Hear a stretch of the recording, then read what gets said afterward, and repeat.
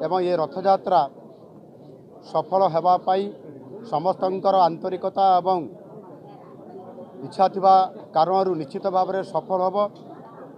ये आलोचना सफल पूर्वक होईछि एवं समस्त सरकारी अधिकारी मानकु मध्य निर्देश दिया जायछि समाने तांकर दायित्वपूर्ण भाव में समस्त कार्य को सफलता सहित संपादन करिवे एवं समस्त श्रीमंदिर सहित संपृक्ति थिबा सेवायत एवं निजोगर एवं अन्य समस्त जो माने संपृक्ति अछंती रथयात्रा